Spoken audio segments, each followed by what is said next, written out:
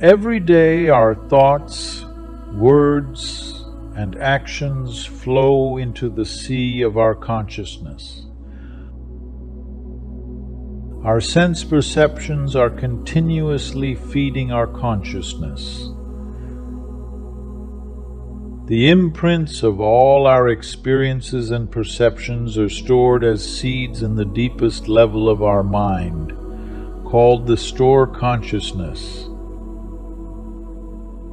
There are also seeds that contain the inherited habit energies of all our ancestors and affect our pattern of seeing, feeling, and thinking.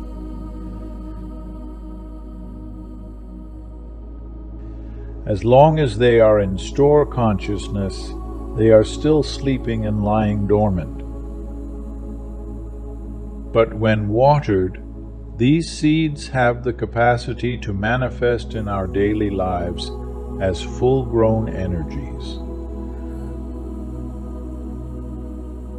When you plant a flower seed in the spring, by summer, a plant will mature and bear flowers. From these flowers, new seeds are born, and the cycle continues. Similarly, seeds of compassion, joy, and hope, as well as seeds of sorrow, fear, and despair, can grow in the field of our mind. The germinating seeds grow into the upper level of the mind, called the mind consciousness. Mind consciousness, our everyday waking state of consciousness, should be like a gardener, mindfully attending to the garden, the store consciousness.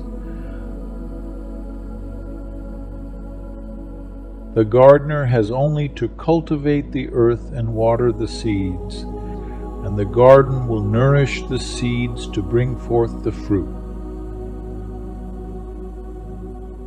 Our mind is the foundation of all our actions.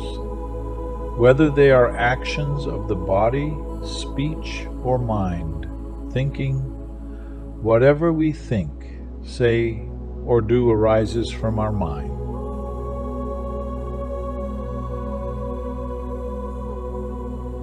What our consciousness consumes becomes the substance of our life, so we have to be very careful which nutriments we ingest.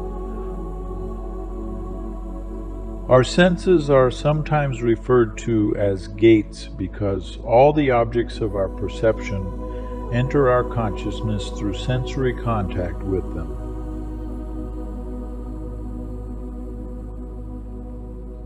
The mind consciousness, the gardener, has to be an attentive guard at these gates of our senses and carefully choose which sense impressions to allow in.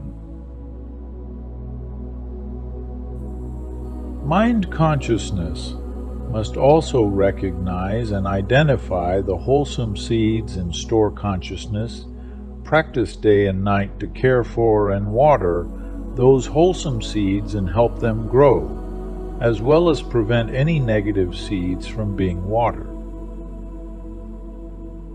The way we do this is through mindfulness. According to Buddhist psychology, when a seed rises up from store consciousness into our mind consciousness, it becomes a mental formation.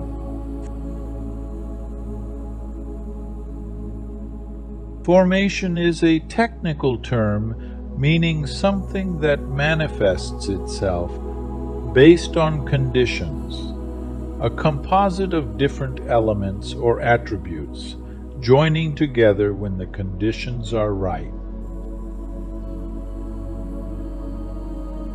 A flower is a physical formation of several elements: seed, rain, sunshine, earth, air, space, time, and so on. When these elements come together under the right conditions, a flower manifests itself. Fear is a mental formation. It is composed of several mental and emotional elements: anxiety, doubts, insecurity, misperceptions, and ignorance. Despair, anger, love, and mindfulness are other examples of mental formation. These are merely symbols or names that we use to describe the experience resulting from the interactions between our sense organs and their sense objects, which give rise to all kinds of mind states, including responses to thoughts, feelings, perceptions, mental trauma, and memory. Lying deep down at the bottom of the store consciousness are all kinds of seeds. All mental formations are buried in the form of seeds in the soil of our store consciousness and can manifest themselves on the upper level of consciousness, the mind consciousness. There are many different kinds of seeds living in store consciousness, both wholesome and unwholesome. Wholesome seeds include seeds of love, gratitude, forgiveness, generosity, happiness, and joy. Unwholesome seeds include hatred, discrimination, jealousy, anger, and craving. For example, our hatred is a mental formation. When it is not manifesting itself, we do not feel hate. However, that does not mean that the seed of hate is not in us. All of us have the seed of hate in our store consciousness. We can be very open-hearted and loving and not feel any hate at all.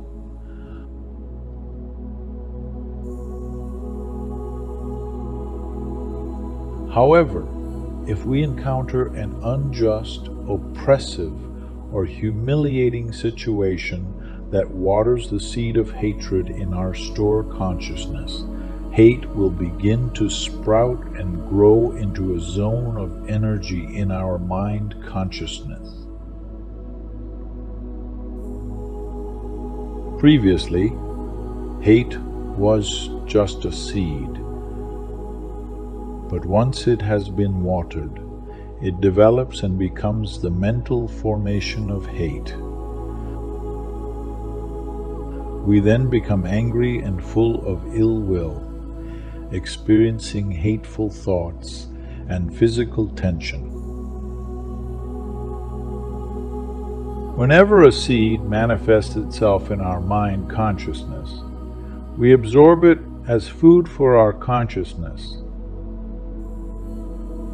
If we allow anger to come up into our mind consciousness and stay for a whole hour, for that whole hour we are eating anger. The more we eat anger, the more the seed of anger in our store consciousness grows. If you have a friend who understands you well and offers you words of comfort and kindness, the seed of loving kindness will arise in your mind consciousness.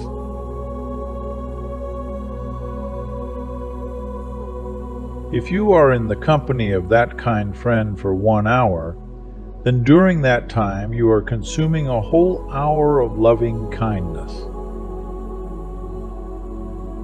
Any seed, wholesome or unwholesome, that has an opportunity to manifest itself as a mental formation at the level of the mind is strengthened at its root in store consciousness. Therefore, we must learn to nurture wholesome seeds and to tame unwholesome ones with mindfulness. Because when they return to the store consciousness, they become stronger regardless of their nature.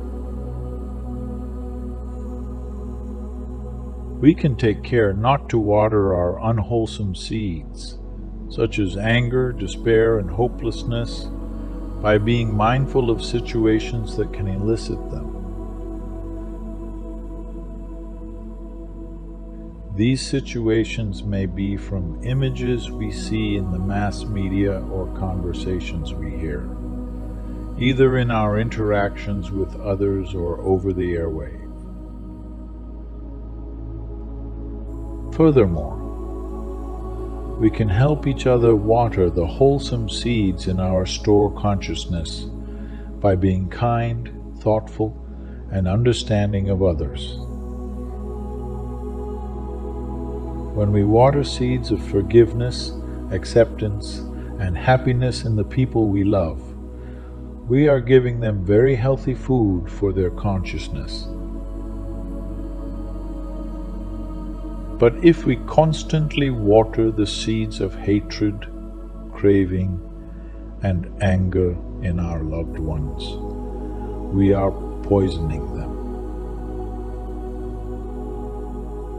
Only by looking deeply into the nature of our suffering can we discover its causes and identify the nutriments that have brought it into being.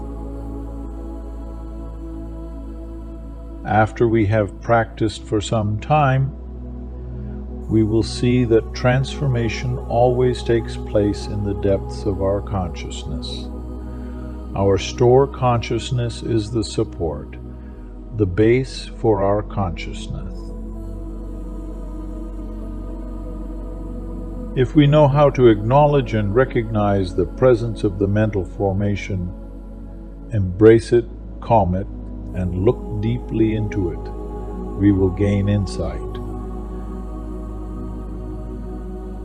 This insight can liberate us and transform our afflictions in their form as seeds so that they no longer arise in mind consciousness. When fear, despair, anger, or pain is active in our consciousness, we can draw on mindfulness to bring us relief. If anger, fear, and despair are dormant, they will not be perceptible in our consciousness, and our life will be much more pleasant. Yet, we ingest the toxins of violence, fear, and anger every day from our environment, including the media. We also ingest unwholesome interactions with others or painful memories from the past. So the negative seeds are frequently watered and become stronger and stronger. These negative emotions of anger, fear, and violence then become an integral part of our everyday lives, blinding us from seeing things clearly and keeping us in ignorance, which is the cause of suffering. However, if by cutting off their food or nutriments we do not allow these seeds of negative emotions to grow, we will not be overcome by violence, fear, or anger.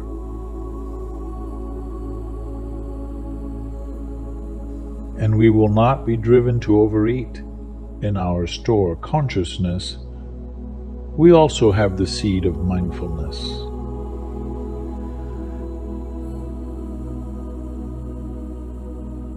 If we water the seed of mindfulness often, it will grow stronger, because all the seeds are interdependent in nature. The state of one seed can influence the state of all others. A strong mindfulness energy can help us transform our negative emotion. This mindfulness energy is like a torch, helping us to see clearly the true nature of our suffering.